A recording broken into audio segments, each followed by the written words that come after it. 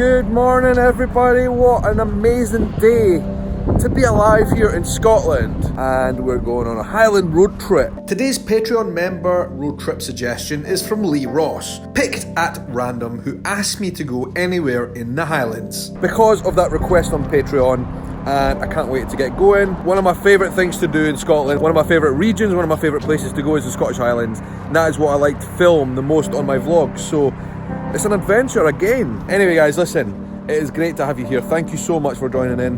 And if you're new, don't forget to hit that red subscribe button down below in the bottom corner, and then you'll be part of the family from here on in. Alright, let's hit the road.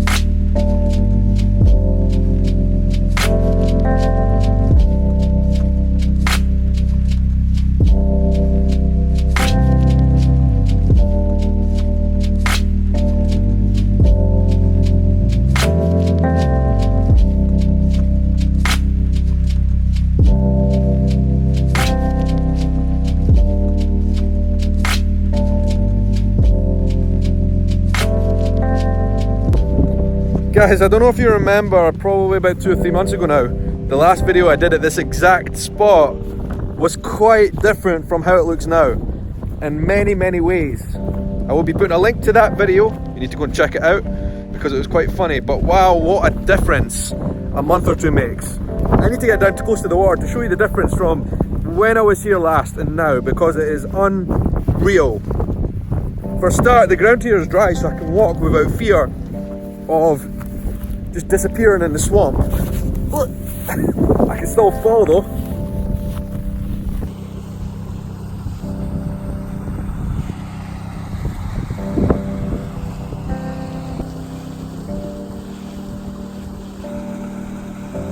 So many of you guys have asked for more Highland stuff in the vlogs because it's just popular around the world. People love to come to the Scottish Highlands, right?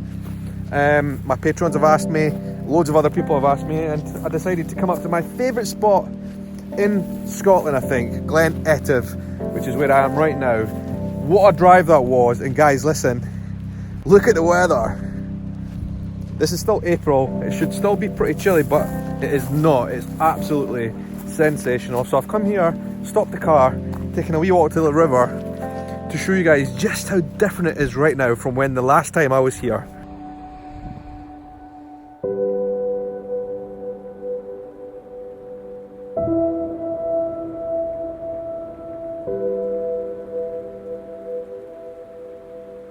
And I don't think I've ever been in the Scottish Highlands on a day quite as bright blue sunshine as this.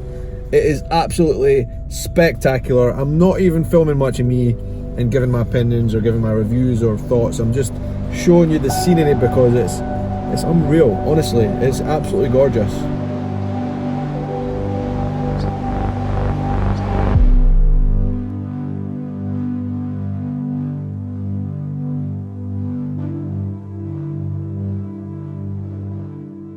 Okay guys, we're here at the ferry at Corrim. I'm actually going to be going over to stay for the night to break up this journey at my folks' house in the Ardnamurchan Peninsula, and then tomorrow we can start fresh and go again. So just getting the ferry now, I'm going to chill out tonight, take it easy. I want to show you guys an update as to what the house is looking like now as well.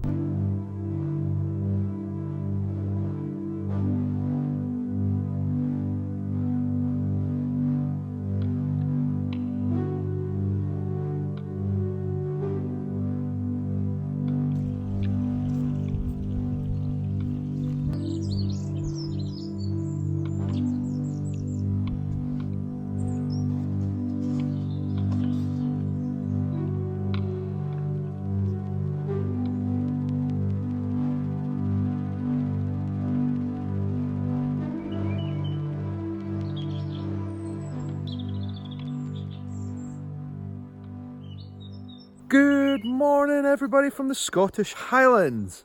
It is so good to be back here again in Strontian, my mum and dad's house in the Scottish Highlands that I've been telling you guys about sporadically over the last year. While they've done a lot of changes to this place since I was here last. It was like a jungle, but they are landscaping it. The garden is basically moorland up here, wet, boggy moorland, and it's a lot of hard work. So that's part of the reason why it's not really been available to rent it out as a holiday home yet, but they are getting there. A wee bit more to do, but wow, what a morning. Tell you what guys, I arrived here last night exhausted after that drive from Edinburgh. Crashed out. I think it was the best sleep I've had for months and months and months. Honestly, bed at 10 p.m.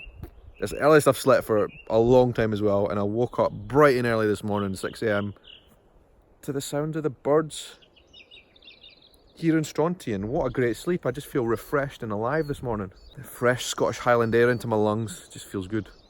Anyway, we aren't hanging around this morning. We are going straight back to Edinburgh, and hopefully I'm going to show you a few places on the way home as well.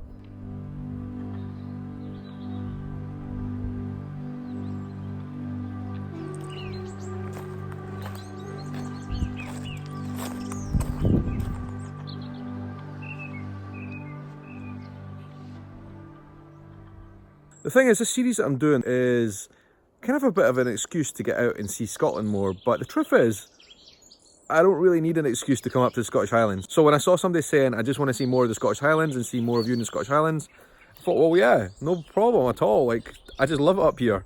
It's a privilege and a pleasure to come here anytime, especially when the weather's like this though, in springtime. Like, just love it up here. I think that one night here has literally done me so much good mentally, physically. It's therapeutic. Scotland is good for the soul.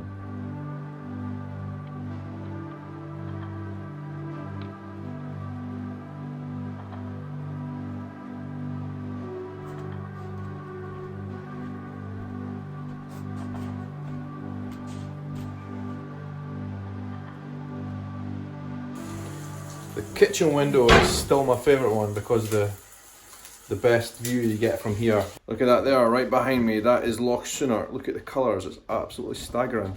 I think the best thing up here is that it literally changes every single time you come. It's incredible. With the sun on it today, it just looks amazing.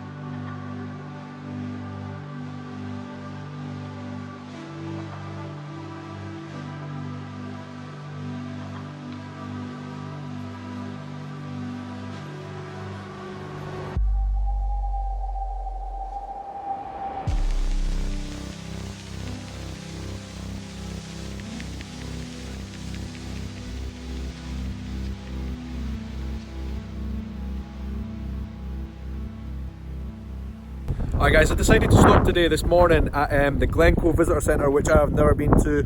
Of course I know all about the Glencoe Massacre, but I wanted to stop here quickly. Look at that scenery though, look at that. I wanted to stop here quickly just for a wee look in. The Visitor Centre, by the way, is amazing. If you've never been there before and you've always thought about it, do it. If you don't know anything about the Glencoe Massacre, you should do it. I'm not going to get too involved into the history of that in today's video. I know a lot of people have asked me to do proper videos on the Glencoe Massacre, and that will happen very soon. I will be doing that. But for today's video, I just wanted to stop by the Visitor Centre, which is right close to Ballyhoolish in the Glencoe village as well, at the bottom of the valley. It's absolutely spectacular here. Just for that alone, you should come and stop and see it. But they actually have a film in there which tells you more about the massacre, which is really good. I think this is one of my favourite spots in Scotland, to be honest with you, Glencoe. It is sensational.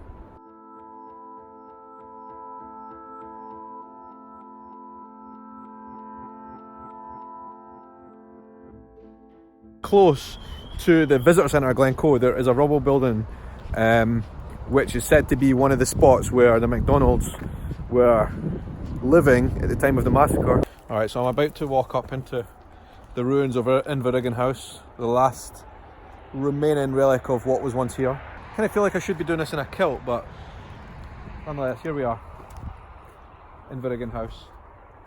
So the walls that you actually see here, this brick, was part of the modern day Inverriggen House, which was built in the 1800s and just was destroyed. But it was the exact spot. There's Invergyn House was built in the exact spot where the original house was, where 9 people were killed during the massacre. The first 9, I believe, of the Glencoe Massacre.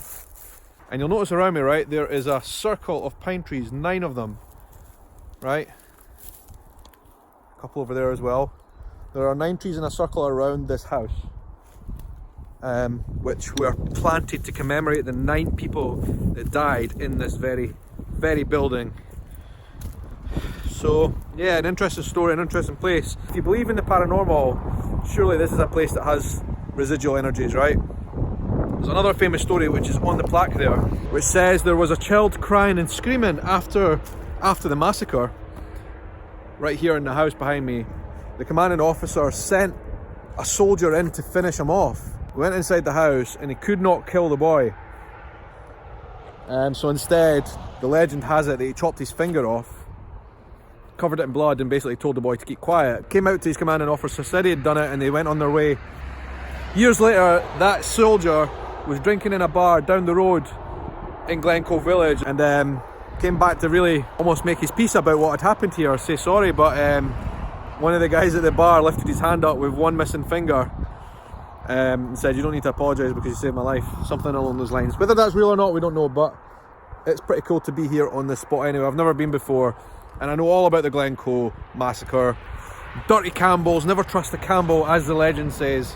And I know a lot of people, especially in North America, still have those ancestral ties to today, to both the McDonald's and the Campbells, and I'll be really interested to hear your thoughts about all of this. Have you been here before? What do you think? Should I do a Spooks episode here in the future? I think I should, but I will not be doing it alone, I can tell you that for sure. And probably in the summer as well, although then we have the problem with the midges. So there you go, Invergyn House, an important historical location right here in Glencoe, my favourite place in all of Scotland. Hopefully the scenery that I've been showing you over the last day or two here is kind of reason why. That is literally it. I love the scenery at Glencoe, it is spectacular. And I will always come back for that. And I always tell people to come here, and I always take people here.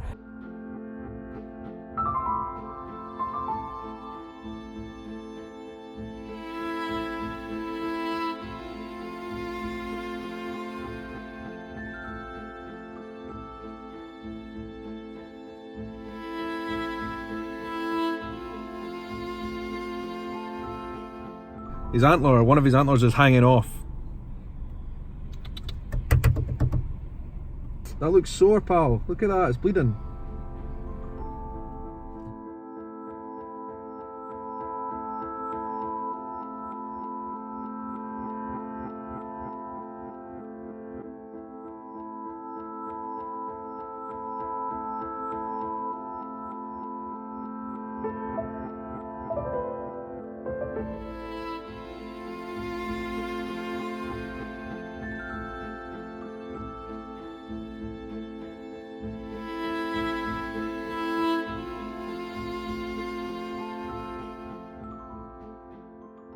Alright guys, one of the things about doing a vlog about road tripping here in Scotland is telling you guys the good, bad and ugly. So here is the ugly, alright? Driving through Glencoe, I saw a bunch of cars coming towards me, and then I saw kicking up off the road a massive pebble which come straight flying towards me, made an enormous banging sound off the window right in front of my face. I got such a fright.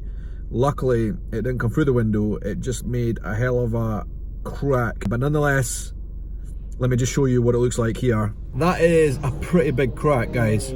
I've had chips in the window before and you can get them fixed. They do some kind of gel thing, but that crack is about the circumference of a 50p piece. I think it's too big to be repaired. It's right in front of my face, so it's going to need to be fixed. I think that's going to be a new window, to be honest with you. So these things happen when you're driving in Scotland. And it does let you think, like I'm looking at the road now next to me and there's a lot of pebbles, there's a lot of loose pebbles just lying around there, and when you're driving along, any of those will just kick up if you drive over them, and then unfortunately just hit any cars that's on the other side of the road. So yeah, that's one of the things, driving in Scotland, it's a reality that happens a lot. So if you're hiring a car here, it's something to think about. I don't think the insurance covers it, generally speaking. Anyway, hope you guys enjoyed it. Hope you're enjoying this series, right? This series is for you. Exploring Scotland, taking you to different places, making me get out of the house and see different places, chosen by my Patreon supporters. And if you would like to choose a place for me to go in one of the next episodes of the Grand Tour of Scotland, you know what to do. You have to join my Patreon from $1 a month. All the funds go towards helping me support this content, pay for expenses, all that stuff. Maybe pay for a new window. Yeah, things like that. But anyway, I want to give a big shout out to the guys listed down below. Those are the people that support me on Patreon on the higher levels. And I just want to say as well, thank you all so much for watching this episode. I hope you liked it. I'd love to know your thoughts down in the comments below as always. And this is a regular Sunday thing, so until next Sunday, until my next adventure, I hope you have a good night, morning, evening, afternoon, or whatever time of day it is, wherever you are in the world. Take care.